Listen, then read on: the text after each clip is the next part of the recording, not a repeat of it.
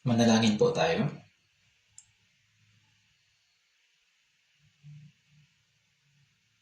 Banal at mahabagin naming Ama sa Langit na sa amin ay nagmamahal, kami na dating lumayo sa inyo at namuhay sa kasalanan, ay nararapat na tumanggap ng inyong poot, parusa at kapahamakan. Ngunit dahil sa inyong dakilang awa at pag-ibig, pinasa ng Panginoong Hesus ang sumpa at kahatulan na dapat ay para sa amin. Sa pamamagitan ng pagdanak ng kanyang dugo, ay nilinis ninyo ang aming mga kasalanan magpakailanman. At hindi na kami darating sa hatol at sumpa. Maraming salamat po sa inyong napakadakilang biyaya. Salamat po sa biyaya na ipinaunawa ninyo sa amin ng inyong kamanghamanghang pag-ibig at awa, upang maligtas ang aming mga kaluluwa at mamuhay kami na may walang hanggang pag-asa. Sa oras na ito, kami na mga tinubos ng mahalagang dugo ng Panginoon ay nagkakatipon upang purihin ang inyong dakilang pag-ibig at biyaya, matuto ng inyong salita at magkaroon ng banal na pakikisama. Naniniwala kami na kasama namin kayo maging sa oras na ito. Pagmasdan po ninyo ang bawat isa sa amin at panghawakan kami sa pamamagitan ng inyong mahabaging mga kamay. Kung mayroon man po sa amin na hindi pa malinaw na nakakaunawa sa biyaya ng Diyos, buksan po ninyo ang kanilang puso upang maunawaan nila ang inyong walang hanggang pag-ibig at sila'y maligtas. At sa mga nangihina sa pananampalataya at sa mga may karamdaman sa katawan, ibigay niyo po sa bawat isa ang biyayang kinakailangan. Tulungan po ninyo kami sa natitira naming buhay para sa inyong kaluwalhatian. At hindi nagkukulang ng anuman. Tulungan niyo po kami na magamit ang nararabi naming buhay para sa inyong kalooban. Ang mundong ito ay lalo pang nagiging magulo at napupuno ng kasalanan. Tunay na ito ay isang nakakatakot na mundo kung saan hindi namin alam kung anong maaaring mangyari sa loob ng isang araw. Sa gitna ng magulo at masamang mundong ito, kung wala ang inyong tulong, mabilis kaming mahuhulog sa tukso ng masama. Kaya panghawakan niyo po kami sa pamamagitan ng inyong biyaya, salita at kapangyarihan ng Espiritu Santo, upang sa nalalabing araw ng aming buhay ay makapamuhay kami bilang inyong mga anak na walang ikinahihiya. Sa lahat ng mga iglesia sa buong bansa at sa maraming iglesia sa buong mundo, dalangin po namin na sa kabila ng mga kahirapan ay mapanatili nila ang kanilang pananampalataya at patuloy na maipahayag ang Ebanghelyo.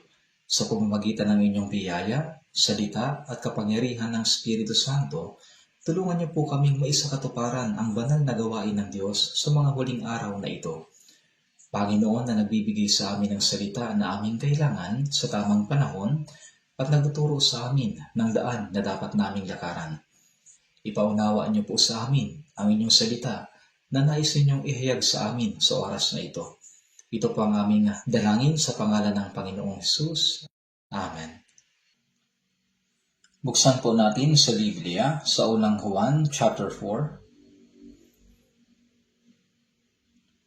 Unang Juan chapter 4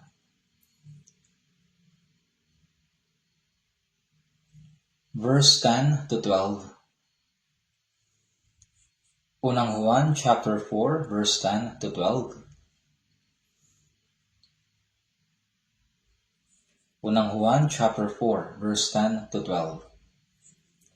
Basahin po natin. Narito ang pag-ibig, hindi sa tayo'y umibig sa Diyos, kundi siya ang umibig sa atin, at isinugo ang kanyang anak na pantubos sa ating mga kasalanan. Mga minamahal, kung tayo'y inibig ng Diyos ng gayon, nararapat na mag-ibigan din naman tayo sa isa't isa. Walang nakakita kailanman sa Diyos, kung tayo'y nag-iibigan sa isa't isa, ang Diyos ay nananatili sa atin, at ang kanyang pag-ibig ay nagiging sakdal sa atin. Noong nakaraang linggo, nagsalita ako tungkol sa pag-ibig ng Diyos, at ngayon ay ipagpapatuloy ko ito. Ang buong Biblia ay napupuno ng pinakamahalagang salita. Nakasulat dito kung sino ang Diyos, kung ano ang ating kapalaran sa harapan niya, at kung ano ang ginawa niya upang tayo'y iligtas. Ngunit kung mayroong isang pinakakahangahangang pahayag sa buong Biblia.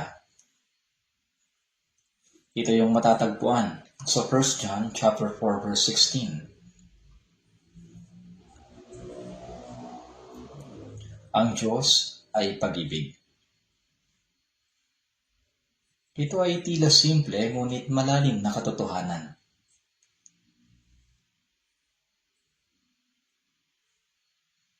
Nakakita ako ng isang tao na naglagay ng malaking billboard. Ang nakasulat doon sa billboard ay, "Ang Diyos ay pag-ibig. Iniibig ka ng Diyos." Malinaw na sinasabi sa Biblia na tayong lahat ay makasalanan sa harapan ng Diyos. Na malayo tayo sa Kanya. Na tayo mga kaaway niya dahil sa kasalanan. Gayunpaman, sinasabi rin sa Biblia na naawa ang Diyos sa lahat ng tao at iniibig niya tayo. Sa Mateo chapter 18 verse 14, sinasabi, "Kaya't hindi kalooban ng inyong Ama na nasa langit na ang isa sa maliliit na ito ay mapahamak." Ibig sabihin, hindi kalooban ng Diyos na mapahamak ang isang makasalanan. Hindi natutuwa ang Diyos sa kapahamakan ng isang kaluluwa. Sapagkat ang lahat ng tao ay nilikha ayon sa larawan ng Diyos. Sa awit 49:20 naman sinasabi, "Taong nasa karangalan subalit hindi nakakaunawa ay gaya ng hayop na namamatay." Ang ibig sabihin ng nasa karangalan ay itinuturing na napakahalaga. Ngunit kahit na tayo ay itinuturing na napakahalaga, kung hindi makakaunawa, gaya lang ng hayop na namamatay. Ang mga hayop ay hindi nilikha para sa Diyos. Ang halaman ay nilikha para sa hayop. At ang lahat ng hayop ay nilikha para sa tao. Ang tao naman ay nilikha ayon sa larawan ng Diyos, para sa banal na plano at layunin ng Diyos. Upang mabuhay ng walang hanggan kasama ang Diyos, upang maging maluwalhati na tulad ng Diyos, ang tao ay kailangang pumasa sa isang pagsubok. Ang dyablo na pinalayas dahil sa pagnanais na maging kapantay ng Diyos ay kumikilos. At kapag napagtagumpayan ng tao ang pagsubok ng dyablo, doon niya matatamo ang karapatan na maging tulad ng Diyos. Ngunit ang unang taong si Adan, siya ay nabigo sa pagsubok. Siya ay pinalayas sa halamanan ng Eden. At ang lupa ay isinumpa. Kaya ang mga tao sa ibabaw ng lupa ay nakakaranas ng paghihirap, ng lungkot, ng sakit at kamatayan. Ito ang ibinigay ng Diyos na hatol at sumpa sa nagkasala. Ngunit hindi dito nagtatapos ang lahat. Sa kabila ng kasalanan, gumawa ang Diyos ng paraan upang iligtas ang kaluluwa ng tao. May isang talata sa Biblia na alam kahit ng mga hindi sumasampalataya kay Jesus. Alam ninyo ito.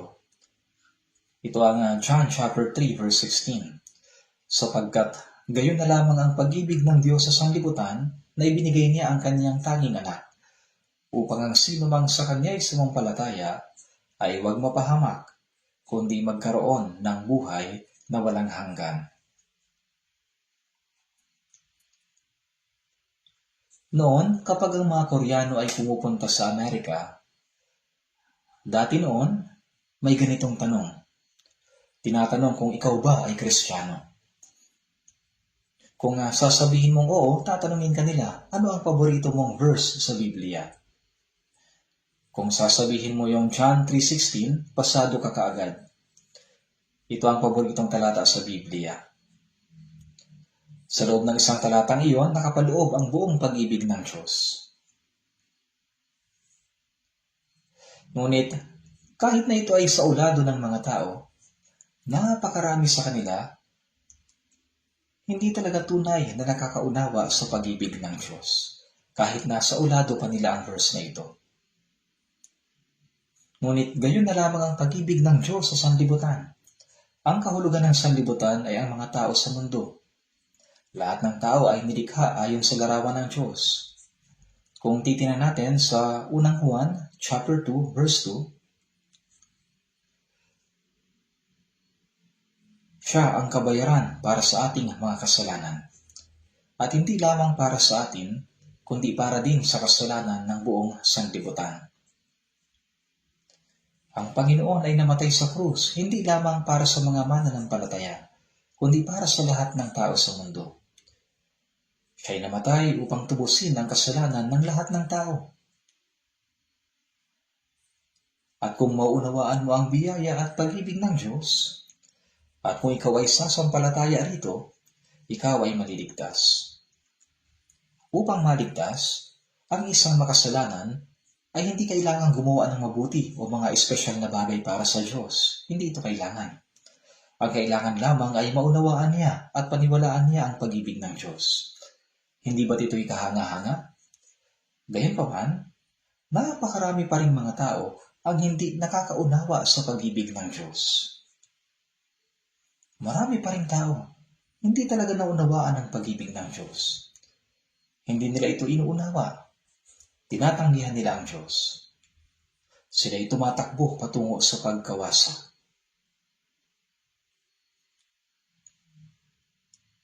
Sa ikalawang Pedro chapter 2 verse 12, sinabi, subalit ang mga taong ito ay gaya ng mga hayop na walang bait, na ipinanganak na talagang mga hayop upang hulihin at patayin. Kanilang inaalipusta ang mga bagay na hindi nila naunawaan.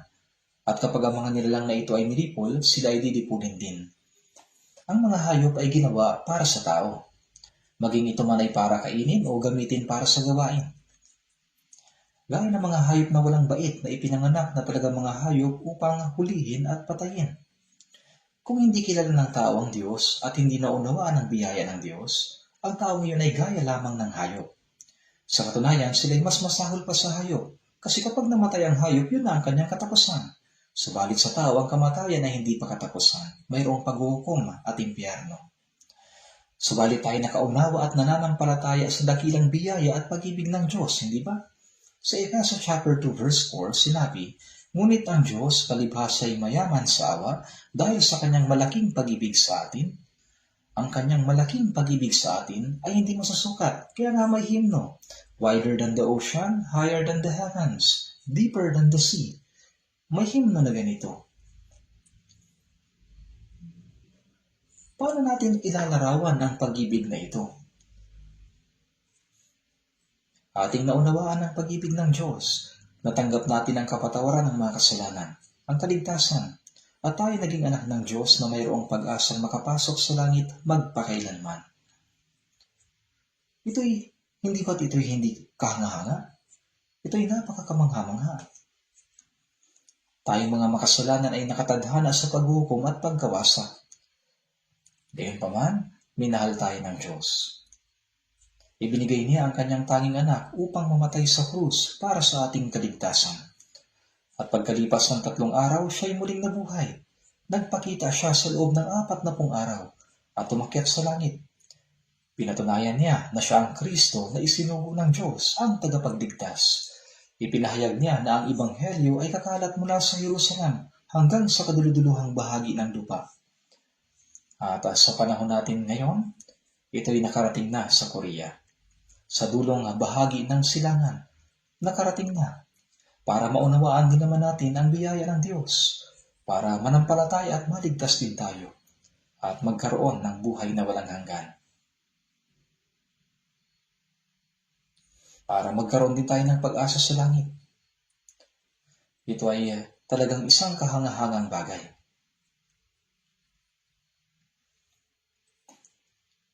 Sa Hebreo chapter 2 verse 4, tinatawag itong ganito kadakilang kaligtasan.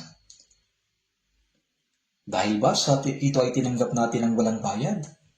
Kaya iniisip ng ibang tao na dahil tinanggap ito ng walang bayad, iniisip nila na wala itong masyadong halaga.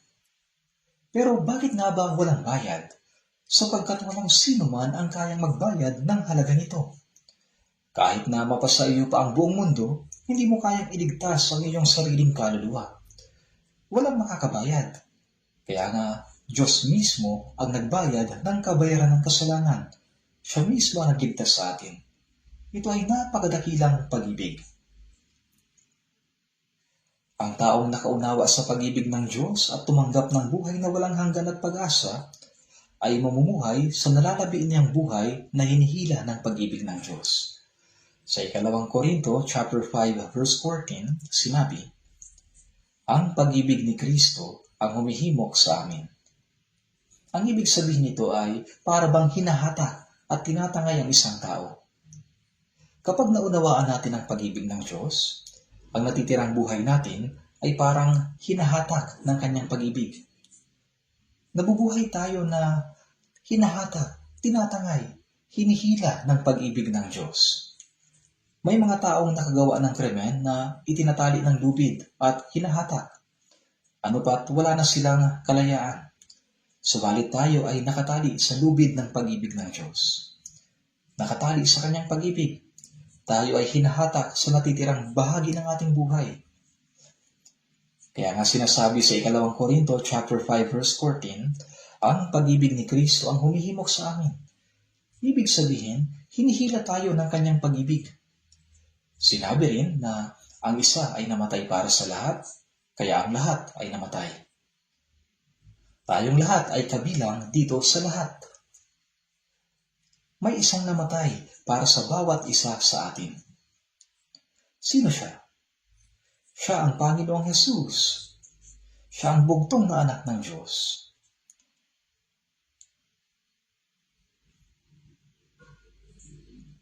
Si Jesus ay namatay para sa bawat isa sa atin. Ang Panginoong Hesus ay hindi tulad natin. Siya ay anak ng Diyos. Sinabi sa Filipos chapter 2 verse 6 na siya, bagamat nasa anyo ng Diyos, siya ay kapantay ng Diyos. Siya ang tagapaglikha. Sa Genesis chapter 1 verse 26, sinabi ng Diyos, dalangin natin ang tao sa ating larawan, ayon sa ating wangis. Bakit natin? Ito'y dahil ang Ama, ang Anak at ang Espiritu Santo ay ang tatlong persona ng Diyos. Hindi ito nangangahulugan na tatlo ang Diyos. Ito ay isang hiwaga na mahirap maunawaan ng tao.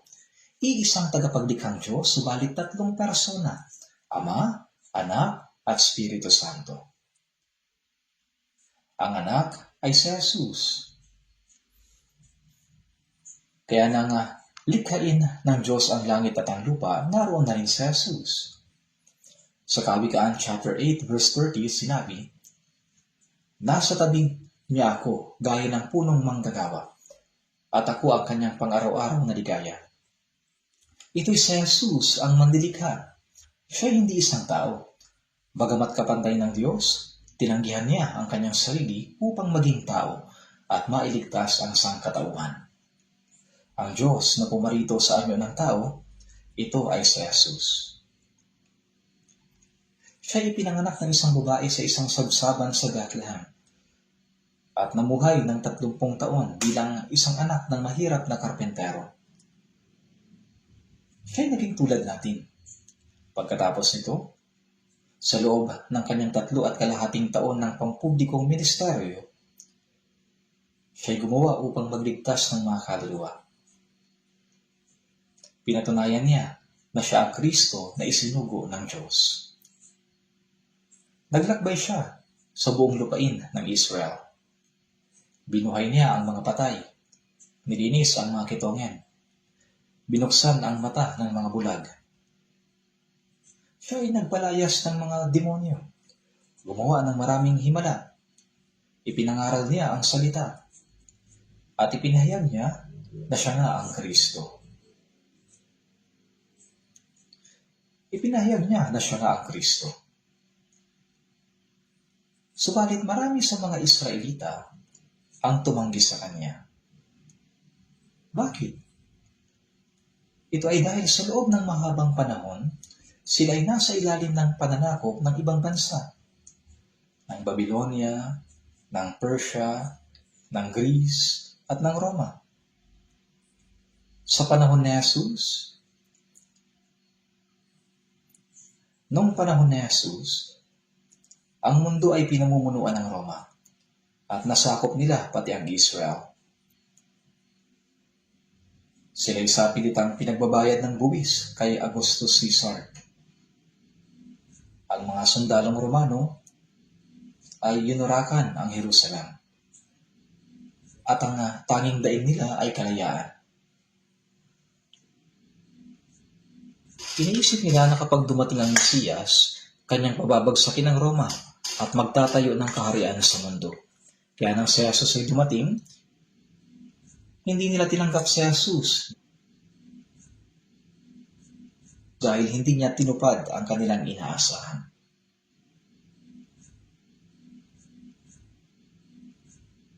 Kahit sa panahon ngayon, maraming naniniwala kay Jesus ang umaasa lamang sa mga pisikal na pagpapala.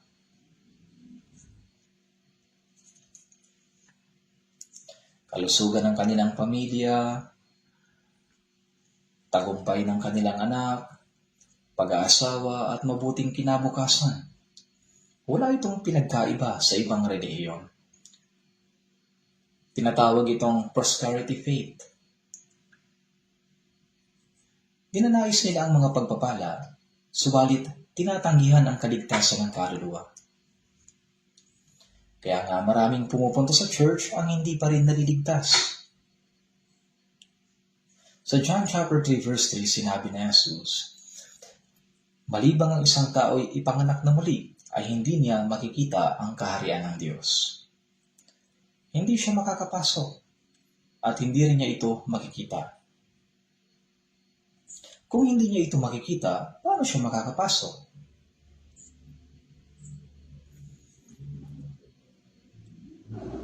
At sa John chapter 3 verse 5, sinabi ni Jesus, malibang ang isang tao ay ipanganak ng tubig at ng spirito, hindi siya makakapasok sa kaharian ng Diyos. Ang nag-iisang kondisyon upang makapasok sa langit ay ito, kailangan mong maipanganak na muli. Ang ibig sabihin ng ipanganak na muli ay maipanganak ka ulit. Minsan na tayong ipinanganak ng ating mga magulang. Ito ang unang kapanganakan, ang kapanganakan ng ating katawan bilang laman at dugo. Ang ikalawang kapanganakan ay maipanganak sa pamamagitan ng Espiritu Santo. Kailangan mong maipanganak sa Diyos upang maging anak ng Diyos. Ngunit maraming tao ang hindi nakakaunawa nito. Para bang itinago ito ng Diablo. Noong natanggap ko ang kaligtasan, nang sabihin kong ako'y ligtas na, nagulat ang mga tao. Sinabi nila, ang yabang mo naman para sabihin ligtas ka na. Malalaman mo lang pag namatay ka. Mas lalo pa silang nagulat nang sabihin kong ako'y naipanganak ng muli. Nagtanong sila, paano may papanganak na muli ang isang tao? Matagal na panahon na nakakaraan, ang ibanghilistang si Billy Graham ay nagsagawa ng isang crusade sa Seoul Yodo Plaza. Ito ang kauna-unahang pagkakataon sa kasaysayan ng mundo na 1 milyong tao ang dumalo sa isang evangelistic gathering. Nang panahon ngayon, ang Yodo Plaza ay isa lamang malawak na baganteng lugar. Hindi tulad ngayon na marami nang mayroon ng parke at iba pang pasilidad. Sa panahon ng malawakang pagtitipon, matapang na binigyang diin ni Billy Graham ang isang tanong, ipinanganak na ba kayong muli? Siya'y nagsalita ng may katapangan sa lahat ng mga tao, sa mga Kristiyano, sa mga diakono, sa mga elders, at maging sa mga pastor, na sinasabing malibang ang isang tao ay ipanganak na muli, ay hindi niya makikita ang kaharian ng Diyos. Pagkatapos nito, maraming Kristiyano ang nagpasimulang magsabi na sila'y ligtas na. Subalit, kapag tinanong mo sila, kailan ka ba naligtas? Sinasabi nila, mula nang magsimula akong umatan sa church. Kapag tinanong mo ng detalyado, paikot-ikot lang ang sagot nila. Mula nang naniwala ako, naligtas na ako. Dahil ligtas na ako, kaya naniniwala ako. Malabo at hindi malinaw ang kanilang sagot. Kailangan mo nang maunawaan ng isang tao na siya ay makasalanang nakatagda sa impyerno para maunawaan niya kung bakit namatay si Jesus sa krus. Kapag ang nakilang biyayang iyon ay naunawaan at sinampalatayanan, naliligtas ang kaluluwa at nagbabago ang tao. Kaya nga sa 2 Korinto chapter 5 verse 17, kung ang sino man ay na kay Kristo, siya'y bagong nilalang. Nang maligtas tayo ay inilipat mula kay Adan patungo kay Kristo. Sa ganitong paraan, tayo ay nagiging bagong tao. Ang makasalanan ay naging matuwid. Ang taong nakatakda sa pagkawasak ay naging anak ng Diyos at tumanggap ng buhay na walang hanggan. Tingnan ninyo, ang lahat ay naging bago. Ikaw ay naging bagong nilalang. Dapat ay mayroon kang ganitong karanasan. Kung wala kang ganitong karanasan, kapag tinanong ka kung kailan ka naligtas, ang masasabi mo lang, hindi ko alam, pero meron ako nito. Hindi yan sapat. Sinasabi nila na mula noong nagsimula silang magsimba ay naniwala na sila. Naniniwala daw sila kaya natanggap na nila. At natanggap daw nila kaya naniniwala sila. Paulit-ulit lang. Pero hindi malinaw. Sa totoo lang, kapag nagtatanong ako habang nag-i-evangelize, marami ang hindi pa talaga nakakaalam kung ano ang kaligtasan. Malabo ang sagot nila. Ito'y peking kaligtasan.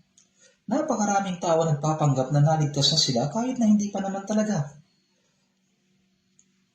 Gaano kamangamangang maunawaan ang napakadakilang biyaya at pag-ibig ng Diyos at mamuhay sa natitirang buhay bilang Kristiyano. Mga kapatid, hindi ko alam kung paano niyo tinitingnan ang pagiging ligtas. Dahil ba sa ito ay ibinigay ng walang bayad? Iniisip ng iba na hindi ito ganoon kahalaga? Ganoon ang iniisip ng marami.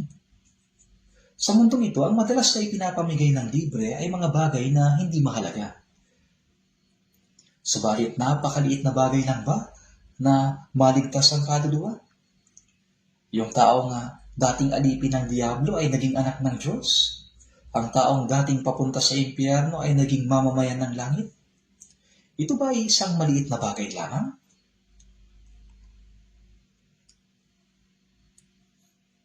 Ako man, bago ako naligtas, mga 10 taon din akong nagsikap ng husto. Akala ko ay makukuha ako ang unang upuan sa langit. Hindi ko naranasan ang kasiyahan ng mundo tulad ng ibang kabataan. Bata pa lang ay nagsisimba na ako at kapag may ipinapatay yung church building, tumutulong ako. Minsan nga ay nasugatan pa ako habang nagtatrabaho. Nag-aral ako sa seminaryo ng 4 na taon at masigasig na nangaral sa mga tao. Akala ko ay ako na ang pinakamahusay na mananampalataya. Pero nang tanungin ako kung kailan ako naipanganak na muli, labis akong nagulat. Binigyan din nila na kung hindi mo alam kung naipanganak na muli ka o hindi pa, yun ay patunay na hindi ka pa naipanganak na muli.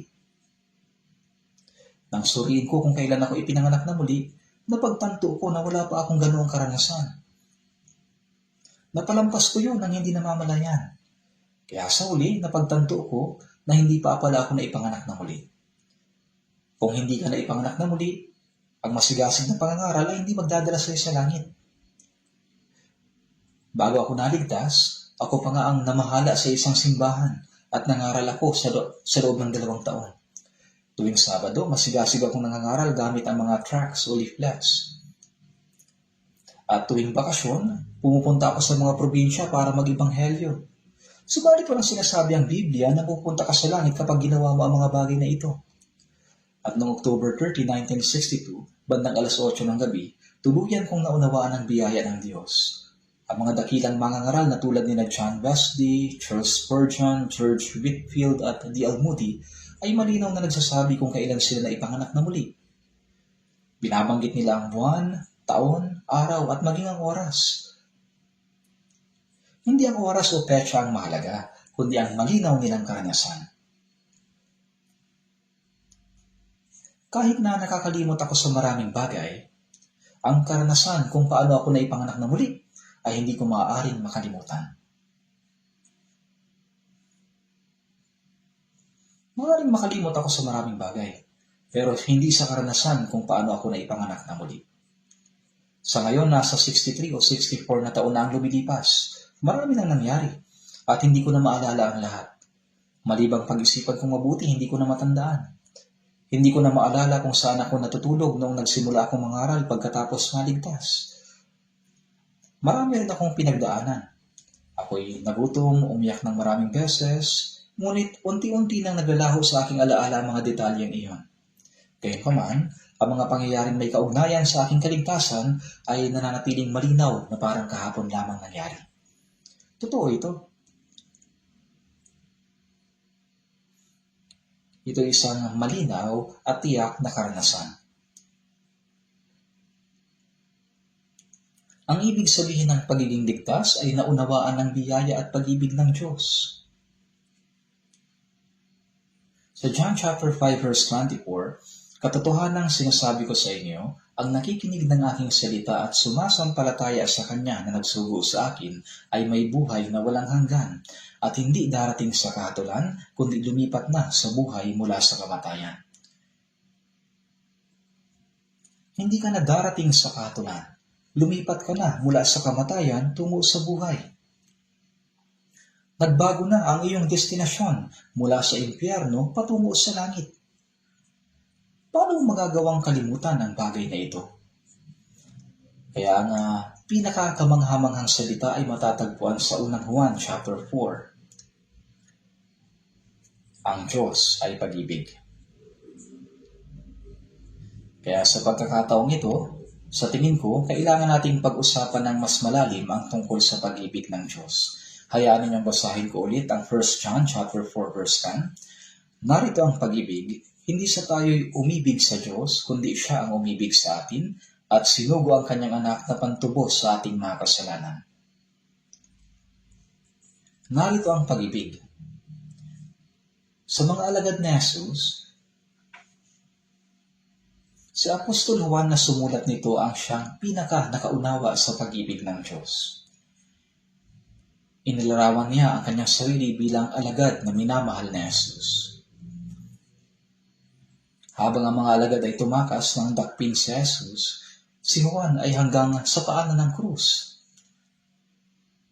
Kasama niya si Maria na ina ni Jesus. Kaya nga bago mamatay si Jesus sa krus, sinabi niya kay Juan,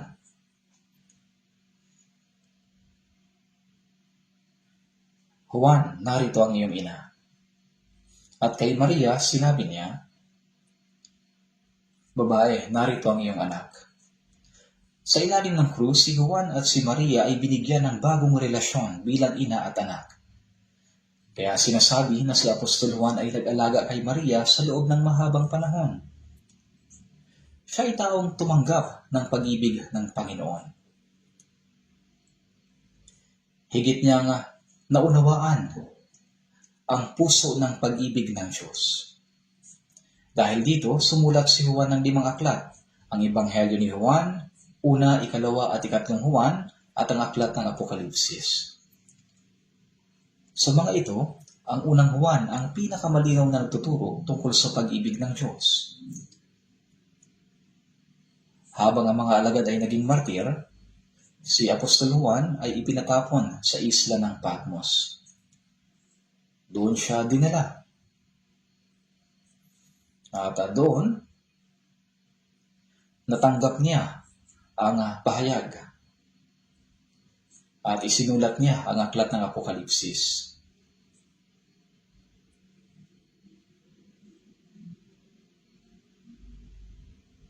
Si Juan ay nabuhay ng mahabang panahon. Nang tumanda si Apostol Juan, hindi na siya makagalaw ng maayos. At habang humihina ang kanyang katawan, ang kanyang sinasabi ay, Mga kapatid, magmahalan kayo sa isa't isa. Sinasabi na madalas niyang binabanggit ang salitang pag-ibig. Kaya dito rin sa unang Juan chapter 4 verse 10 makikita natin. Narito ang pag-ibig. Hindi sa tayo'y umibig sa Diyos, kundi siya ang umibig sa atin. At sinugo ang kanyang anak na pantubos sa ating mga kasalanan.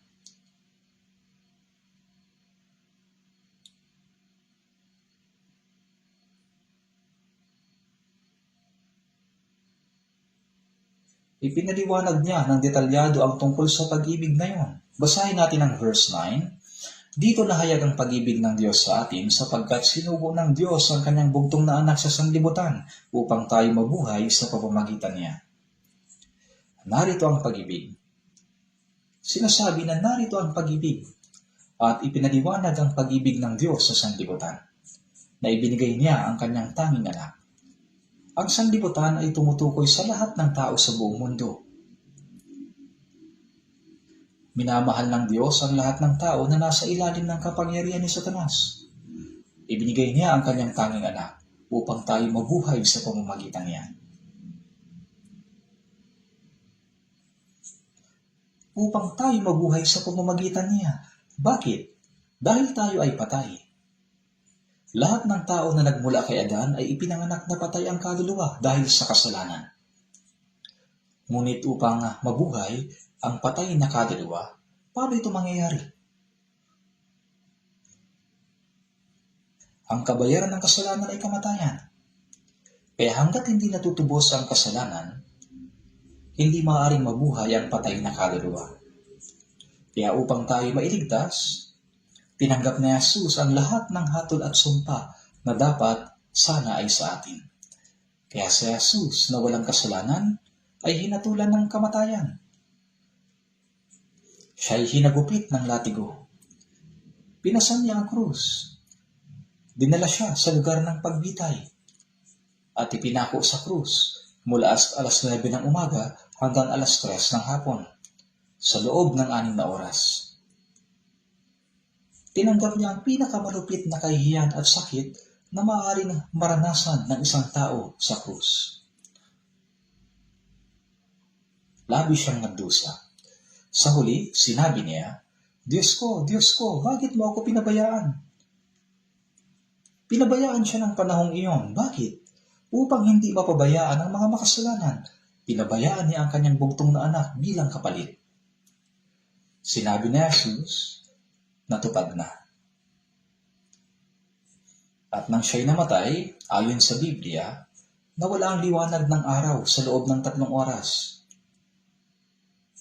Kahit sa kalagitnaan ng araw ay naging madilim. At nagkaroon ng lindol. Nagluksa ang langit at lupa. Tumalikod ang Diyos. Doon ay sinagawa ang paghuhukom para sa lahat ng makasalanan sa mundo.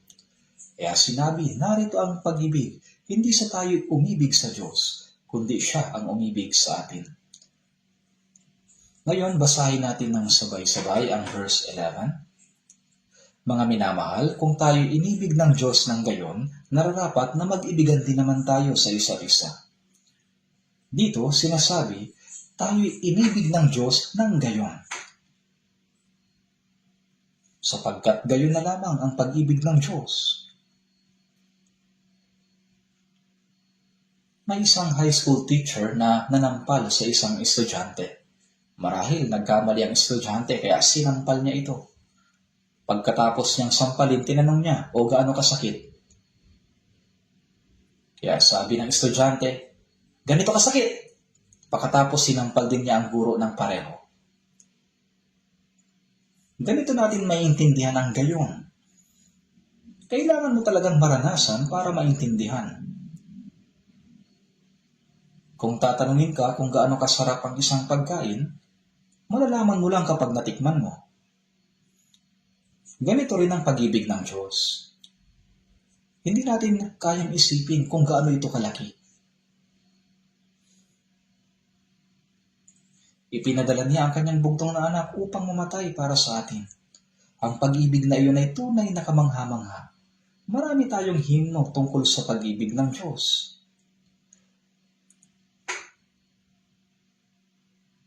Kanina, nagpuri din tayo sa kanyang pag-ibig. The love of God is greater far than tongue or pen can ever tell. It goes beyond the highest star and reaches to the lowest hell. Ang gawa ng Diyos na nagpatawad sa ating mga kasalanan ay napakadakila. Kaya nga ang kaligtasan na tanggap natin ay tinatawag na ganito kadakilang kaligtasan. Ito'y tinatawag na ganito kadakilang kaligtasan. Talagang hindi lang sapat na sabihin dakila. Napakadakila nito. hindi natin na lubos maisip kung gaano kadakila ang kaligtasan ito. Could we, with ink the ocean fill and wear the skies of parchment made? Kung ang langit ay gagawing isang papel at ang dagat ay tinta, hindi ito sasapat upang maisulat ang pag-ibig ng Diyos. Kahit gamitin mo ang tubig dagat para isulat sa langit ang lahat ng tungkol sa pag-ibig ng Diyos, kulang pa rin ito. Tila parang exaggeration, pero totoo ito. Kung lalo mong pagninilayan ang pag-ibig ng Diyos, lalo kang mamamangha. Kung tayo inibig ng Diyos ng gayon, nararapat na mag-ibigan din naman tayo sa isa't isa.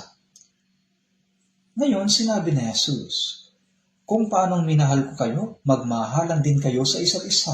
Kung paanong minahal ako ng Ama, ay gayon din naman minamahal ko kayo. Manatili kayo sa aking pagmamahal.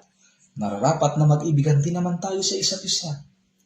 Walang nakakita kailanman sa Diyos. Tama, wala pang nakakita sa Diyos. Subalit si Jesus ang pagpapakita ng hindi nakikitang pag-ibig ng Diyos. Si Jesus ang mismong larawan o anyo ng pag-ibig ng Diyos. Ang kanyang kapanganakan, buhay, kamatayan, at muling pagkabuhay ang tunay na nagpapakita kung gaano tayo kamahal ng Diyos. Sa pamamagitan ni Jesus, makikita natin ang pag-ibig ng Diyos. Walang nakakita kailanman sa Diyos. Kung tayo nag-iibigan sa isa't isa, ang Diyos ay nananatili sa atin at ang kanyang pag-ibig ay nagiging sakdal sa atin. Sinasabi na kung tayo nag-iibigan sa isa't isa, ang Diyos ay nananatili sa atin. Ang mga salitang ito ay kahanga-hanga. Nasaan ba ang Diyos ngayon? Ang Diyos ay nasa kanila na nagmamahalan sa isa't isa. Sa mga taong nakaunawa sa pag-ibig ng Diyos na nag-iibigan sa isa't isa. Kung paanong minahal ako ng Ama, gayon din naman minamahal ko kayo. Manatili kayo sa aking pagmamahal. Kung paanong minahal ko kayo, magmahalan din kayo sa isa't isa. Kung paanong minahal ng Diyos Ama ang kanyang bugtong na anak, sa ganoong pag-ibig minahal tayo na Jesus.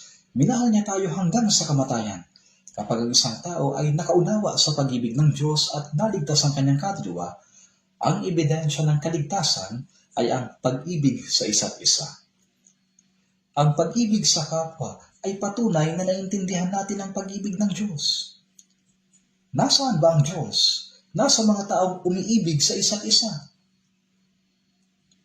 Ang mga salitang, kung tayo'y nag-iibigan sa isa't isa, ang Diyos ay nananatili sa atin at ang kanyang pag-ibig ay nagiging sakdal sa atin. Ang mga salitang ito ay nangangahulugan na ang pag-ibig ng Diyos ay unti-unting nagiging ganap, nabubuo sa atin.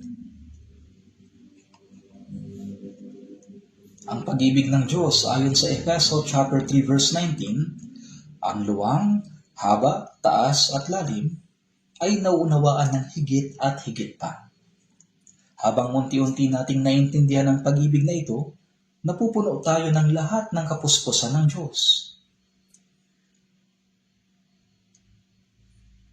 Ngunit hindi natin ito magagawa ng mag-isa. Ang mga taong nakakaunawa sa pag-ibig ng Diyos ay lalo pang lumalago sa pag-ibig habang nagmamahalan. Kahit ang mga tao sa mundo ay kumakanta ng mga awit tungkol sa pag-ibig.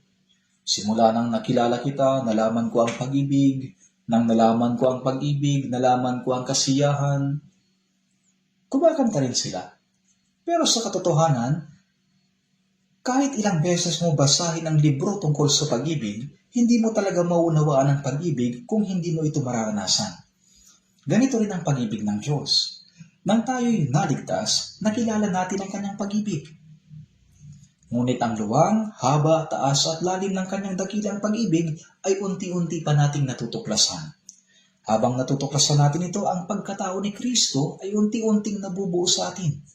Kaya sabi sa Biblia, ang kanyang pag-ibig ay nagiging sakdal sa atin. Nang paunti-unti, dahan-dahan.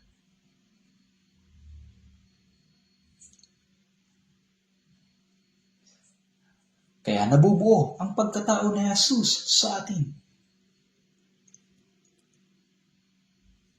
Sa Galatia chapter 4 verse 19, Minamahal kong mga anak, na para sa inyo ay muli akong nakakaranas ng hirap ng panganganak hanggang si Kristo ay mabuo sa inyo. Dito ang salitang muli ay mahalaga. Nang mangaral si Pablo upang iligtas ang mga tao, siya ay naghirap para maligtas sila.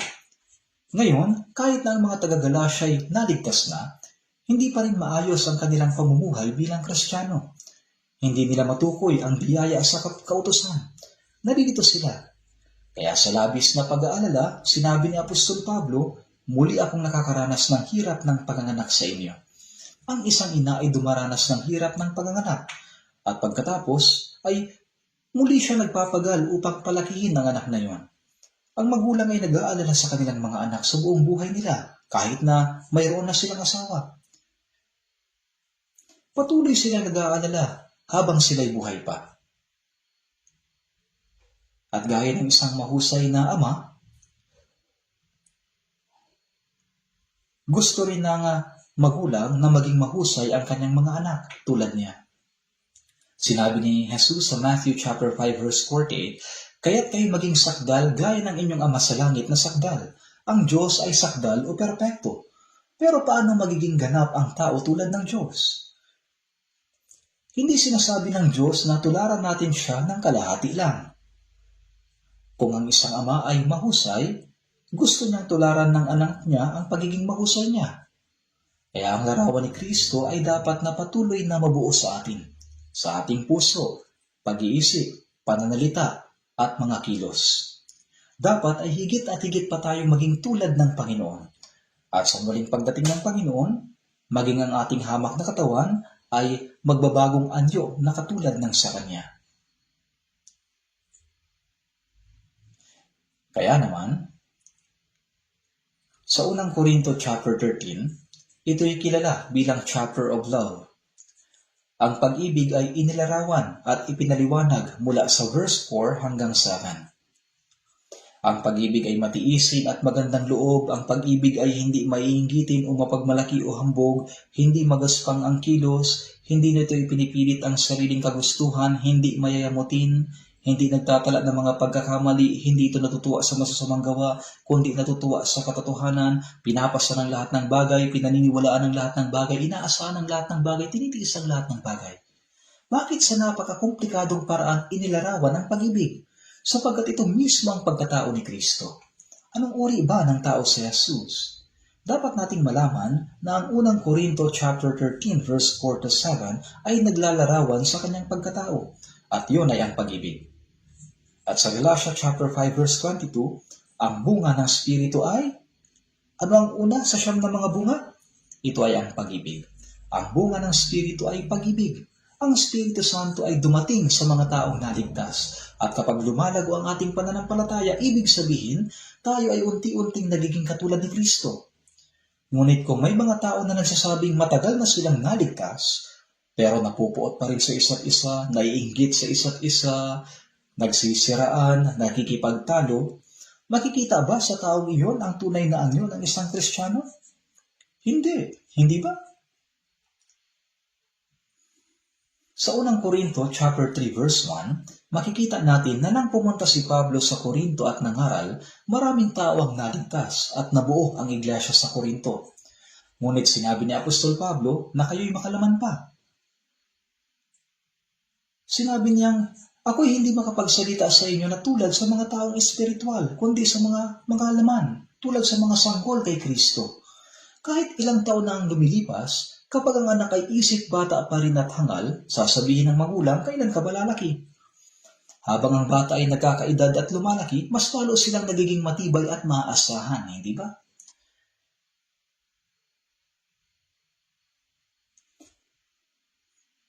Pero paano kaya kung kumikilos pa rin at nagsasalita ng walang ingat?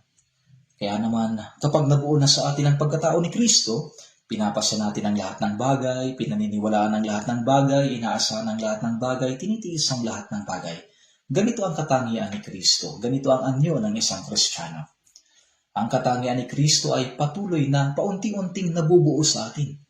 Kaya nga ang mga taong dating kinamumuhian natin ay nagagawa na nating kahabagan at mahalin. Natututo tayong maawa at magmahal sa lahat gaya ng puso ni Jesus. Ngayon ang mga monghe, Sino naman ang ginagaya nila? Lagi silang nakaharap kay Buddha at hinahampas ang kahoy na pamalo. Itong mga monghe, inaahit nila ang kanilang buhok at kapag tumutubo, inaahit ulit nila ito. Kapag may pagnanasa, pinipigilan nila ito. Ginagaya nila si Buddha ng paunti-unti na mukhang mahinahon at mabait. Parang nagiging katulad sila ni Buddha. Ngayon tayo mga Kristiyano, sino ba ang dapat na tinutularan natin? Pag-isipan ninyo ito. Kung ang mga Buddhist nga ay tinutularan si Buddha, hindi ba't ang mga taong sumasampalataya kay Jesus ay dapat na tumulad sa Diyos Ama at kay Jesus? May isang librong isinulat si Thomas Campes na pinamagatang The Imitation of Christ. Sinasabi nito kung paano tularan si Kristo. Sinabi rin ni Apostol Pablo sa unang Korinto 11 verse 1, maging tulad kayo sa akin gaya ko kay Kristo. Talagang tinuraran ni Pablo si Kristo. Siya ay naging tulad ni Kristo ng higit at higit pa. Pagkatapos maligtas, ginuhol ni Apostol Pablo ang kanyang buong buhay upang ipangaral ang Ebanghelyo. Isinulat niya ang 14 na aklat sa Bagong Tipan.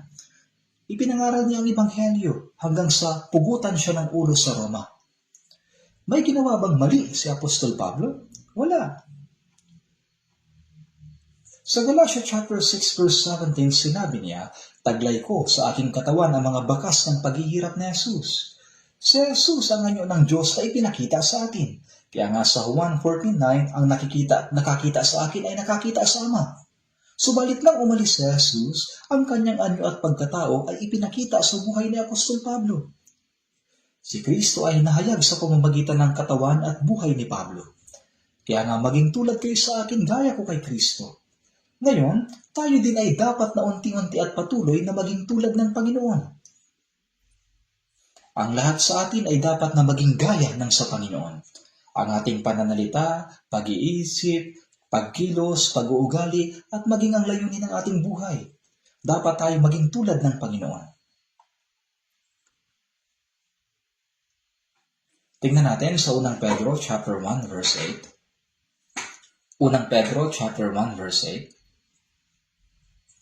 Unang Pedro chapter 1 verse 8.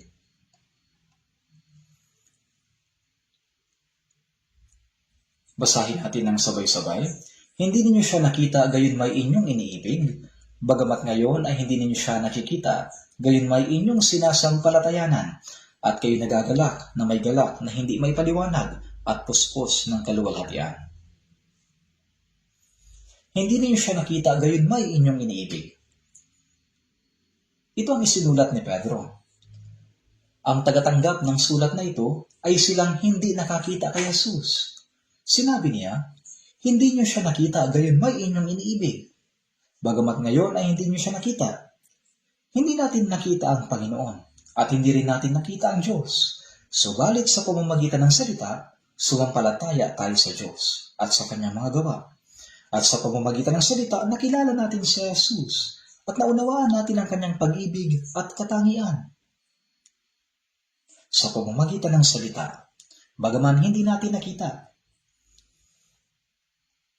Kaya sa Hebreo chapter 12 verse 2, sinasabi, pagmasdan natin si Jesus na siyang nagtatag at nagpasakdal ng ating pananampalataya.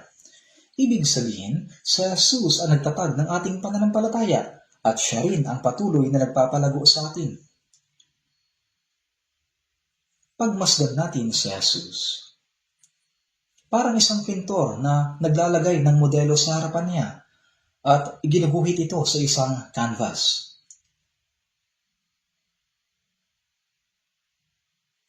May isang lola na iginuhit ang mukha ko at talagang kamukha. Nang pumunta ako sa Moscow, may isang artist na gumuguhit ng mga portrait. Kaya sinabi ng kasama ko, Pastor, subukan nyo kayang magpagawa. Kaya iginuhit niya ang mukha ko gamit ang lapis. At talagang kamukhang kamukha. Kamukhang kamukha. Nakapaskil pa ito sa aking study. Ang galing ng pagkakaguhit. Inilipat niya ang mukha ko sa canvas. Ganito rin ang ibig sabihin ng pagmasdan natin sa Jesus. Inililipat natin si Jesus sa ating puso at buhay. Habang pinagmamasdan natin siya, unti-unti tayong nagiging tulad niya. Alam niyo ba ang tinatawag na TEGYO o prenatal education? Ito yung kapag nabuntis ang isang babae, sinasabi nila na maglagay daw siya ng picture ng tao na kanyang hinahangaan.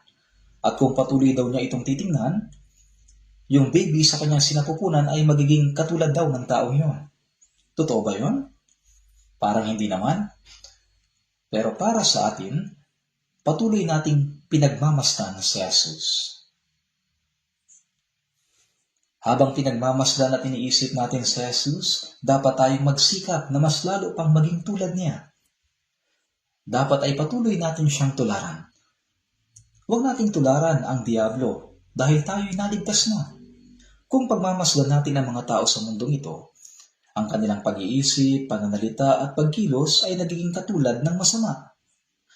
Minsan nga pati ang mukha nila nagbabago na rin. Bagamat ngayon ay hindi nyo siya nakikita, gayon may inyong sinasampalatayanan at kayo nagagalak na may galak na hindi maipaliwanag at puspos ng kaluwalhatian na inyong tinatanggap ang bunga ng inyong pananampalataya, ang kaligtasan ng inyong mga kaluluwa. Tayo ay nagagalak sa Panginoon na may galak na hindi maipaliwanag at puspos ng kaluwalhatian. Kaya sa mga awit 18 verse 1, sinabi ni David, "Iniibig kita o Panginoon aking kalakasan. Ang Panginoon ang aking buhay, lakas at walang hanggang pag-asa." Iniibig kita o Panginoon. Kaya niyo ba itong sabihin sa Kanya? Ibinuhos ng Panginoon ang lahat ng Kanyang pag-ibig para sa atin nang walang pag-aalinlangan. Ibinigay niya ang Kanyang buhay para sa atin. Walang mahigit pang pag-ibig kaysa rito na ibigay ng isang tao ang kanyang buhay dahil sa kanyang mga kaibigan. Ito yung nakasulat sa John chapter 15 verse 13. At ano ang kasunod nito? Dapat kabisado natin. "Kayo'y aking mga kaibigan kung ginagawa ninyo ang mga bagay na aking iniuutos sa inyo." Kung ginagawa ninyo ang mga bagay na aking iniuutos sa inyo. Ang Panginoon ang siyang namatay para sa atin. Iniligtas niya ang makasalanang gaya natin at ginawa niya tayong kanyang mga kaibigan. Ngayon na naunawaan na natin ang pag-ibig ng Panginoon, ang kanyang pag-ibig ay dapat na manatili sa ating puso. At paunti-unti, ang pag-ibig na iyon ay dapat na mabuo at maging ganap sa loob natin.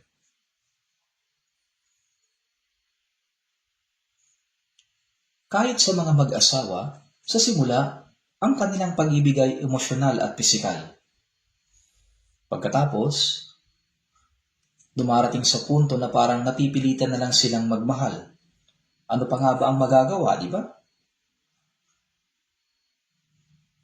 Pero habang tumatagal, sa pamamagitan ng hirap at ginhawa,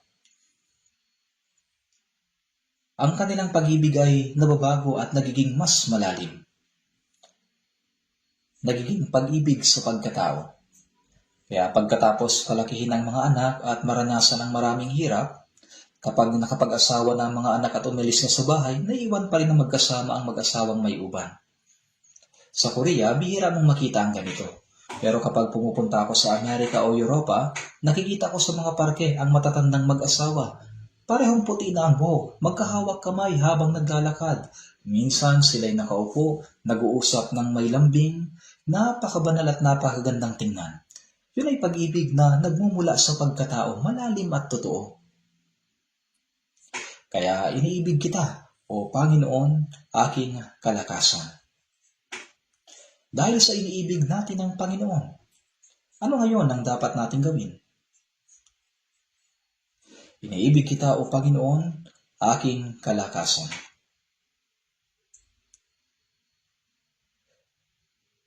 Ngayon, dapat nating sundin ang salita ng Panginoon.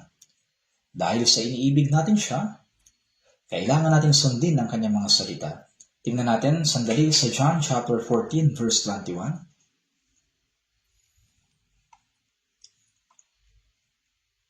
John chapter 14 verse 21.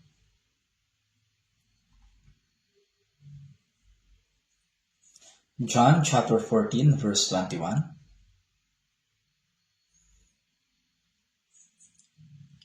Verse 21, basahin po natin. Siyang mayroon ng aking mga utos ay tinutupad ang mga iyon, at siyang nagmamahal sa akin, at ang nagmamahal sa akin ay mamahalin ng aking Ama, at siya'y mamahalin ko, at iahayag ko ang aking sarili sa kanya. Sinabi ni Jesus, siyang mayroon ng aking mga utos, at tinutupad ang mga iyon, ay siyang nagmamahal sa akin. Siyang umiibig sa Panginoon ay sumusunod sa kanyang mga utos. Tama? At ang nagmamahal sa akin ay mamahalin ng aking Ama. Sa palagay ko ay nasabi ko na ito. Ngunit sa mga awit 145 verse 20, iniingatan ng Panginoon ang lahat ng umiibig sa Kanya. Iniingatan ng Diyos ang lahat na nagmamahal sa Kanya. Iniingatan niya ang lahat ng sa Kanya'y umiibig. Mas iniibig ng Diyos ang mga nagmamahal sa Kanya. Kapag minamahal natin si Jesus, higit pa tayong mamahalin ng Diyos. Nang tayo naligtas, naunawaan natin ang pag-ibig ng Diyos. Naunawaan natin ang pag-ibig na ibinigay niya sa atin. Ngayon, kapag ang isang taong ligtas ay nagmamahal sa Panginoon,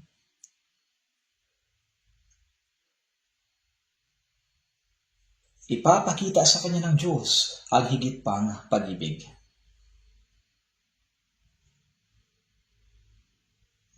Kung ang isang anak ay mapagmahal sa kanyang mga magulang, mas lalo siyang mamahalin ng kanyang mga magulang. Pero kahit na anak siya, kung siya ay pasaway at puro problema ang dala, sasabihin ng kanyang mga magulang, ano kaya ang gagawin ko sa anak kong ito? Ngunit kung ang anak ay mapagpasalamat sa kanyang mga magulang at sinusubukang suklian ang biyaya ng kanyang magulang, mas mamahalin siya ng kanyang mga magulang. Sa Malakias chapter 3 verse 17, kaawaan ko sila na gaya ng isang tao na naawa sa kanyang anak na naglilingkod sa kanya. Ibig sabihin, mas pinahalagahan ng Diyos ang mga anak na sumusunod sa Kanya. Mas pinapahalagahan ng Diyos ang mga anak na sumusunod at naglilingkod sa Kanya. Natural lang ito. At ang nagmamahal sa akin ay mamahalin ng aking Ama. Ang taong nagmamahal sa Diyos ay lalo pang iibigin ng Diyos. At inihahayag ni Jesus ang kanyang sarili sa kanila ng higit at higit pa. Kaya sa ganitong paraan, mas lalo nating nakikilala ang Panginoon.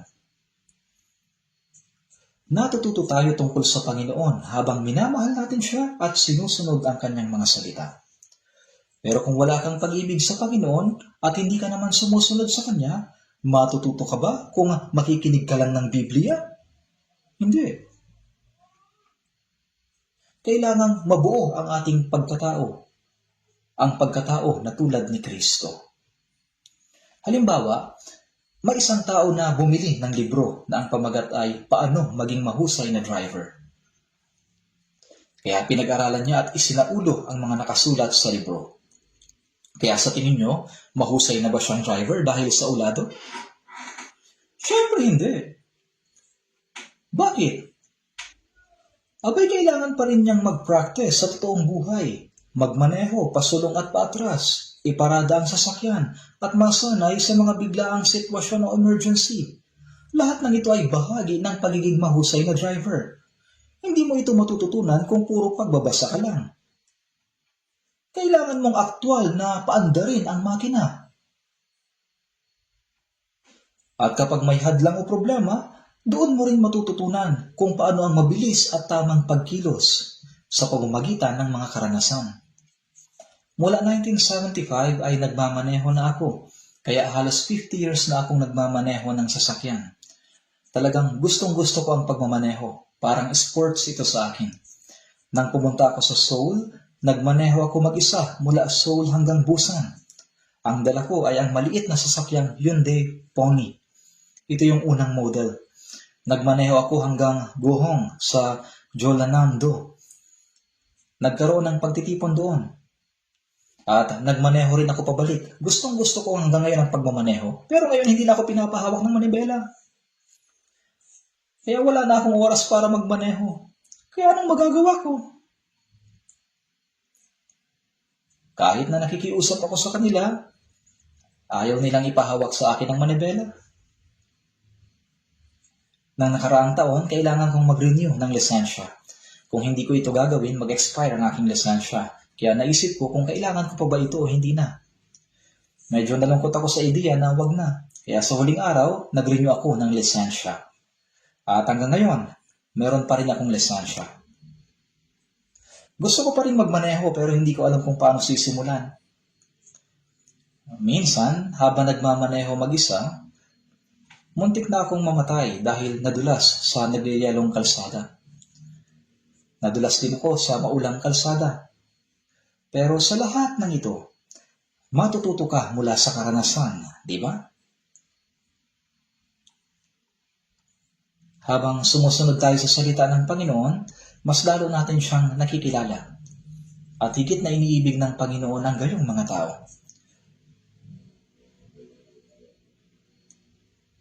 Kung susubukan mong mag-aaral ng Biblia, ngunit kung wala namang pag-ibig o pagsunod sa Panginoon, hindi mo kailanman matututunan ang salita. Hindi mo talaga maintindihan. Basahin po natin ang John chapter 14, verse 23 to 24.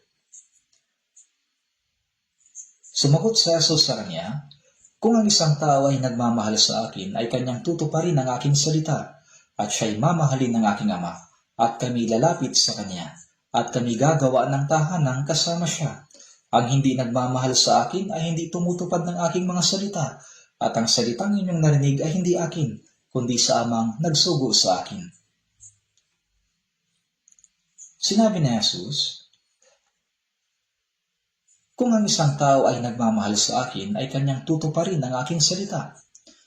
Ano ang ebidensya na minamahal natin ang Panginoon? Ito ay ang pagtupad sa kanyang mga salita. Kung sinasabi mo lang na iniibig kita, Panginoon, na aking kalakasan, pero hindi ka naman sumusunod, anong silbi ng sinasabi mo? Tuwing Mother's Day, ang mga bata ay umaawit ng Mother's Day song. Sinasabi nila sa kanilang awit, mataas ang langit, pero may mas mataas pa. Ang biyaya ni Ina na nagduwal at nagpalaki sa akin. Mas mataas kaysa langit, mas malawak kaysa dagat. Kumakanta sila, magaling silang kumanta. Pero pag uwi ng bahay, kung hindi sila sumusunod at nagiging pasaway, minamahal ba talaga nila ang kanilang ina? Ang kantang iyon ay nagiging kasinungalingan na lamang. Kung pag uwi ng bahay ay nagiging pasaway din lang naman sila, madalas ko nating inaawit sa himno, I love you more than before. Pero sasabihin ng Panginoon, talaga bang mas minamahal mo ako kaysa dati? Gusto ng Panginoon na mahalin natin siya. Alam niyo ba? Ang Panginoon na nagmamahal sa atin ay nagnanais din na mahalin natin siya. Kaya sa John chapter 21 verse 15, lumapit ang muling nabuhay na Jesus sa kanyang mga alagad at tinanong si Pedro. Si Pedro ay matapang na nagsabi noon na kahit na mamatay ay hindi niya itatanggi ang Panginoon. Pero bago pa man matuyo ang laway sa kanyang bibig, 3 beses niyang itinanggi si Jesus. Isipin niyo kung gaano ang hiya niya sa harapan ng Panginoon. Alam ni Jesus ang lahat. Kaya tinanong niya si Pedro, minamahal mo ba ako ng higit kaysa mga ito? Sinabi niya sa kanya, opo, Panginoon. Nalalaman mo na minamahal kita. Sinabi ni Jesus sa kanya, pakainin mo ang aking mga kordero. Pagkatapos, tinanong niya ulit si Pedro ng parehong tanong at pareho rin ang sagot ni Pedro. Tinatanong tayo ng Panginoon sa ganitong paraan. Bago si Jesus namatay at muling nabuhay, si Pedro ay hindi pa lubos na naniniwala. Bagaman nagpahayag siya sa kanyang bibig ng pananampalataya, hindi pa niya lubos na naunawaan na si Jesus ang Kristo. Ngunit nang makita niya si Jesus na muling nabuhay, nawala ang lahat ng pagdududa at mula noon ay tunay niyang inibig ang Panginoon. Alam niyang ikinaila ko siya noon at alam niyang minamahal ko siya ngayon. Nalalaman mo na minamahal kita. Sinabi sa kanya ni Jesus, pakainin mo ang aking mga tupa. Tinatanong din tayo ng Panginoon ng parehong tanong. Anong isasagot mo? Nalalaman mo minamahal kita. Gaano mo ako minamahal? Hanggang langit at lupa. Higit pa sa aking magulang. Higit pa sa aking anak. Higit pa sa lahat ng bagay. Ikaw ang aking pinakamamahal. Ganito dapat ang sagot natin. Sa Juan chapter 15 verse 13, walang mahigit pang dakilang pag-ibig kaysa rito na ibigay ng isang tao ang kanyang buhay dahil sa kanyang mga kaibigan. Isipin niyo ito. Kung may isang kaibigan na namatay para iligtas ka, yan ang pinakamataas na uri ng pagmamahal. Ganoon ang ginawa ng Panginoon para sa atin. Namatay siya upang iligtas tayo mula sa ating mga kasalanan. At ngayon, gaano ba natin siya kamahal? Kaunti lang? Minsan lang? Pag naalala? Minsan, kaunting pag-ibig lang ang binibigay natin sa Kanya. Sa Mateo chapter 22, sinabi ni Jesus sa mga salitang ito, Guro, alin ba ang dakilang utos sa kautusan? Ibigin mo ang Panginoon mong Diyos ng buong puso mo, ng buong puso mo at ng buong pag-iisip mo. Hanggang saan ba natin dapat mahalin ng Diyos? Ibigin mo ang Panginoon mong Diyos ng buong puso mo, ng buong kaluluwa mo, at ng buong pag-iisip mo. Bakit? Dahil minahal tayo ng Panginoon ng buong puso, buong lakas, buong kalooban, buong buhay niya. Kaya ang hinihingi ng Panginoon sa atin ay ganoon ding pag-ibig na kapalit.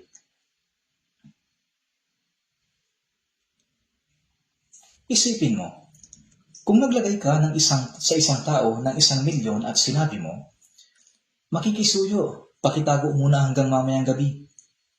At pagsapit ng gabi, bumalik ka, pero 300,000 na lang ang ibinigay sa iyo. Sapagkat sabi niya, yung 700,000 daw, bayad sa pagpapatago mo ng pera. Kung gano'n ang gagawin mo, magpapasalamat ka na lang ba at aalis? Anong klase mo pang abusong magnanakaw yan? Sandali mo lang ipinagkatiwala ang pera, tapos nang kukunin mo na, gano'n na kalaki ang binawas niya. Malaking problema ito. Ang hinihingi ng Panginoon na ibalik natin ay ang pag-ibig na ibinigay niya sa atin. Sa Mateo 10:37, ang umiibig sa ama o sa ina ng higit kay sa akin ay hindi karapat-dapat sa akin, at ang umiibig sa anak na lalaki o anak na babae ng higit kay sa akin ay hindi karapat-dapat sa akin. Ibinigay ng Panginoon ang kanyang buhay para sa atin. Kaya anumang hingi ng Panginoon sa atin, meron ba talagang bagay na masasabi nating labis o sobra? Dapat din nating mahalin ang Panginoon ng buong puso, buong kalooban, buong lakas, buong buhay natin. Hinihingi ng Panginoon ng mga bagay na ibinigay na niya sa atin. May hinihingi ba ang Panginoon na hindi niya naibigay? Siya ay nagmahal sa atin hanggang sa kamatayan at ibinigay niya ang lahat. At tayo, kung paminsan-minsan lang umiibig sa Kanya o nagpapakita lang ng kaunting pagmamahal kapag gusto natin, hindi yan sapat. Tulad ng sinabi sa 2 Timoteo chapter 3 verse 2, maibigin sa kanilang sarili, maibigin sa salapi, maibigin sa kalayawan sa halip na sa Diyos. Ito'y pagtataksil. Hindi ito dapat na mangyari. Kung ang isang tao ay nagmamahal sa akin ay kanyang tutuparin ang aking mga salita. Kaya dapat tayong sumunod sa Kanya, lalo tayong mamahalin ng Diyos Ama. Iba ang Kanyang pagmamahal sa atin noong tayo naligtas, at iba rin ang Kanyang pagmamahal sa mga taong sumusunod sa Kanya. Mas minamahal ng Diyos ang mga tao na masunurin sa Kanya. Kapag maraming anak, may mga anak na masunurin at may anak na pasaway. Sino ang mas minamahal mo? Siyempre, mas minamahal mo ang masunuring anak. Hindi ito may iwasan. Gusto mong ibigay ang lahat sa anak na masunurin. Pero sa pasaway na anak na hindi nakikinig, ayaw mong magbigay kapag humihingi siya. Naiisip mo, hindi ka sumusunod, pero humihingi ka. Ganito ang nangyayari. Ang hindi nagmamahal sa akin ay hindi tumutupad ng aking mga salita. At ang salitang inyong narinig ay hindi akin, kundi sa Ama na nagsugo sa akin. Kaya ang taong naligtas at tunay na nagmamahal sa Panginoon ay dapat na sumunod sa kanyang mga salita. Ang pagsunod ang patunay na mahal natin ang Panginoon. At sa awit 91 verse 10, kayong nagmamahal sa Panginoon, kamuhian ninyo ang kasamaan. Ang kasamaan ay nagmumula sa Diablo. Sa pananalangin, sinabi sa Mateo 26:41, kayo maging handa at manalangin upang hindi kayo madaig ng tukso.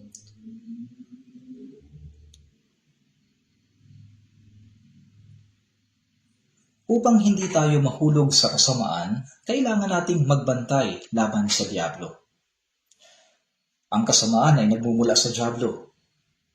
Kahit sa mga naligtas na Kristiyano, kapag nag-isip na gumawa ng masama, inilalagay ng Diablo ang ganitong kaisipan. Tulad ng ginawa niya kay Judas Iscariote. Inilagay niya sa puso nito ang pagnanais na ipagbili si Jesus. Kinokontrol niya ang isip at pagkatapos ito ay nagiging pagkilos. Ayon sa John chapter 13 verse 2, inilagay ng Diablo sa puso ng Iscariote na anak ni Simon na ipagkanulo siya. Kaya una, iniimpluwensya niya ang kaisipan. Pagkatapos ito ay lumalabas sa baba. Kaya sinasabi sa awit 97 verse 10, kayong nagmamahal sa Panginoon, kamuhian ninyo ang kasamaan. At sa Roma chapter 8 verse 28, nalalaman natin na sa lahat ng mga bagay, ang Diyos ay gumagawa sa ikabubuti ng mga umiibig sa Kanya, sa kanila ng mga tinawag alinsunod sa Kanyang layunin. Ibig sabihin, ang isang taong umiibig sa Diyos, ang lahat na nangyayari sa kanyang buhay ay nagiging paraan upang matupad ang kalooban ng Diyos. Kapag namumuhay ka na umiibig sa Diyos, gagamitin niya ang bawat pangyayari sa iyong buhay para maisakatuparan ang kanyang mabuting layunin. Kilala niyo ba si Jose? Ang ikalabing isang anak ni Jacob? Siya ay pinakamamahal ng kanyang ama. Ngunit nagalit sa kanya ang kanyang mga kapatid. Kaya sinubukan siyang patayin ng kanyang mga kapatid. Ngunit sa huli ay ipinagbili siya bilang alipin sa halagang 30 pirasong pila. Pagkatapos na ipagbili, napunta siya sa bahay ni Potifar bilang alipin. Si Jose ay matipuno, tapat at matalino. Kaya pinagkatiwalaan siya ni Potifar upang maging tagapangasiwa ng kanyang sambahayan. Siya ay pinagkatiwalaan ni Potifar. Ngunit ang problema, nang makita ng asawa ni Potifar si Jose, napansin niya na siya ay magandang lalaki. Kaya kinindatan niya si Jose at sinubukang tuksuhin. Pero palagi siyang iniiwasan ni Jose. Tinukso ng babae si Jose upang magkasala. Ngunit tumanggi si Jose at sinabi, Ginang, pinamumunuan ko ang lahat sa bahay na ito, pero hindi ikaw. Ikaw ay asawa ng aking amo. Isang araw, nang walang ibang tao sa loob ng bahay, sinunggaban siya ng babae at pilit na sinubukang akitin.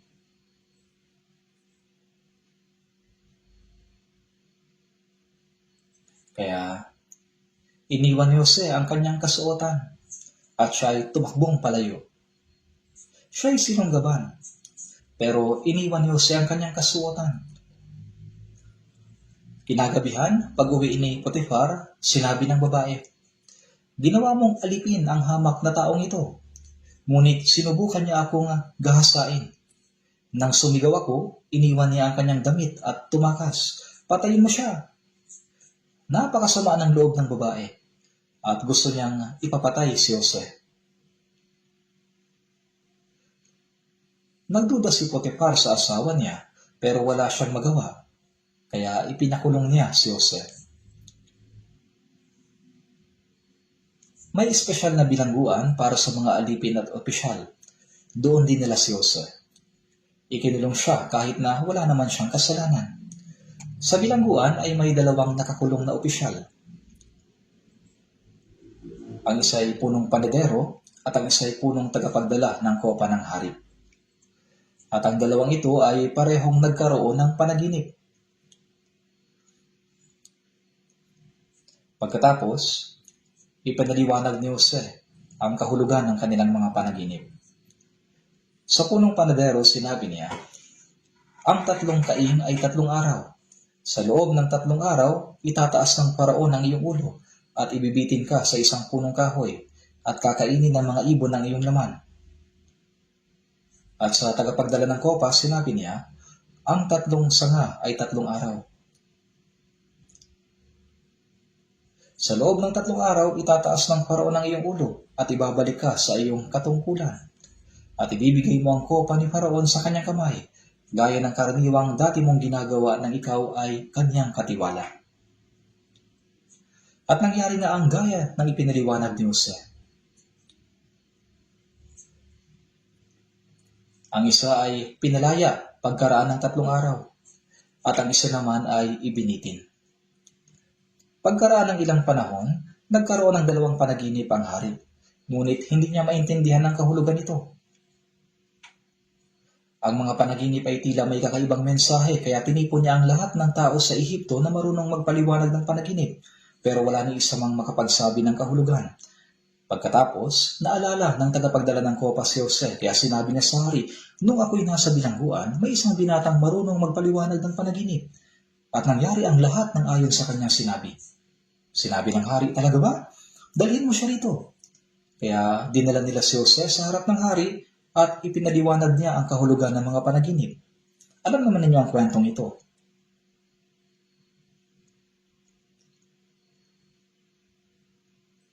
Magkakaroon ng 7 taong kasaganahan at 7 taon ng matinding tagutom. Ipinakita ito ng Diyos sa kanya. Pagkatapos ay sinabi ng hari kay Jose, makakakita kaya tayo ng isang taong kagaya nito na kinakasihan ng Espiritu ng Diyos? Dahil sa kanyang pagpapaliwanag sa mga panaginip, si Jose, mula sa pagiging isang bilanggo, ay naging punong ministro ng Ehipto. Sinabi ng hari sa Genesis 41:40, ikaw ang magiging pinuno sa aking bahay, at ayon sa iyong salita ay susunod ang aking buong bayan. Tanging tungkol lamang sa pagkahari, magiging mataas ako kaysa sa iyo. Si Jose ay naging pinuno sa Ehipto. Dahil dito, nailigtas niya ang Ehipto mula sa tagutom. Nagkaroon din ng tagutom sa lupain ng Kanaan, kung saan naroon ang kanyang mga magulang at mga kapatid. Kaya pumunta ang kanyang mga kapatid sa Ehipto upang bumili ng pagkain. At doon nila nakatagpo si Jose. Dahil kay Jose, nalampasan nila ang tagutom. Alam ninyo ang buong kwento, di ba? Nang una, hinatulan siya ng kanyang mga kapatid at ipinagbili bilang alipin. Siguro, umiiyak siya habang kinakaladkad nila noon. Kahit na wala siyang kasalanan, kinamuhian siya ng kanyang mga kapatid at ipinagbili bilang alipin. Pagkatapos, ipinakulong pa siya dahil umiwas siya sa tukso ng asawa ni Potifar. Ngunit inilibas siya ng Diyos mula sa bilangguan at ginawa siyang punong ministro ng Ehipto. Mga kapatid, kahit anong paghihirap ang naranasan ng isang Kristiyano habang namumuhay ayon sa salita ng Diyos, kayang gawin ng Diyos ang lahat ng iyon para sa kabutihan. Ayon sa Roma 8:28, nalalaman natin na sa lahat ng mga bagay, Diyos ay gumagawa sa ikabubuti. Hindi alam ni Jose ang dahilan ng kanyang pagdurusa. Ngunit habang lumilipas ang panahon, nakita niya na ang lahat ng iyon ay gawa ng Diyos. Sa ating buhay pananampalataya, kapag sumusunod tayo sa salita ng Diyos at namumuhay ayon sa kanyang kalooban, kailangan nating maunawaan na ang maraming pagsubok at paghihirap na dumarating ay palaging mayroong layunin. Ito ay upang ibigay ng Diyos ang mas mabuti para sa atin.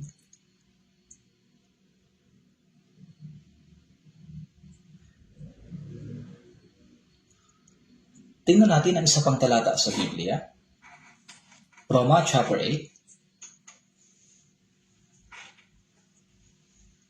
Roma chapter 8, verse 35 to 37.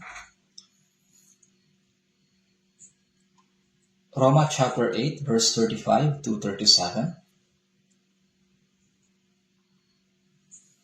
Roma chapter 8, verse 35 to 37. Basahin natin mula verse 35. Sino ang makapaghihiwalay sa atin sa pag-ibig ni Kristo? Ang kahirapan ba, o ang kapigatian, o ang pag-uusig, o ang tagutom, o ang kahubaran, o ang panganib, o ang tabak? Gaya ng nasusulat, dahil sa iyo kami pinapatay sa buong araw. Kami ay tinuturing na mga tupa sa katayan. Ngunit sa lahat ng mga bagay na ito, tayo'y higit pa sa mga nagtatagumpay sa pamamagitan niya na sa atin ay umibig. Kung minamahal natin ang Panginoon, sino ang makapaghihiwalay sa atin sa pag-ibig ni Kristo? Ang kahirapan ba? O ang kapigatian? O ang pag-uusig? O ang tagutom? Ang tagutom ay pagkalam ng sikmura. Ang kahubaran ay walang damit. Panganib, maraming kapahamakan. Tabak ba? Kahit naputulin pa ang ating ulo, hindi matitinag ang ating pag-ibig kay Kristo. Ngunit sa lahat ng mga bagay na ito, tayo higit pa sa mga nagtatagumpay sa pamamagitan niya na sa atin ay umibig. Ang lahat ay kayang mapagtagumpayan ng pag-ibig. Kaya ang pag-ibig ng mga naligtas na Kristiyano sa Panginoon ay napakalakas. Sa kasaysayan, maraming Kristiyano ang dinakip ng mga emperador ng Roma. Sila'y ipinakain sa mga leon, sinunog sa apoy, pinatay. Ngunit patuloy nilang minahal ang Panginoon. Hanggang sa huling hininga ng kanilang buhay, sila'y umawit at nagpuri sa Kanya. Sino ang makapaghihiwalay sa pag-ibig na iyon? Walang sino man. Ang pag-ibig sa Panginoon ay hindi matitinag ng kahit na ano, sapagkat tayo higit pa sa mga nagtatagumpay sa pamamagitan niya na sa atin ay umibig. Hindi lamang basta nagtagumpay, kundi higit pa sa nagtagumpay. Hanggang dito na lang po muna. Manalangin na tayo. Mahabagin naming Diyos Ama na sa amin ay nagmamahal, nang kami ay hindi pa nakakakilala sa inyo, nang kami ay lumihis sa inyo at namuhay ayon sa aming laman, nahabag kayo sa amin at minahal ninyo kami. At ang Panginoong Hesus ay namatay para sa amin. Iniligtas kami at ibinigay sa amin ang buhay na walang hanggan at pag-asa. Salamat po sa dakilang biyaya na ito. Ngayon, tunay naming iniibig ang Panginoon. Ang aming buong puso at buong buhay ay nagnanais na ibigin lamang ang Panginoon at mamuhay ayon sa Kanyang kalooban. Mangyari po na hawakan ninyo ng mas matibay ang aming mga kapatid sa pamamagitan ng inyong biyaya at patnubayan sila upang mabuhay para sa inyong kalooban at kaluwalhatian. Dalangin po namin ito sa pangalan ng Panginoong Hesus. Amen.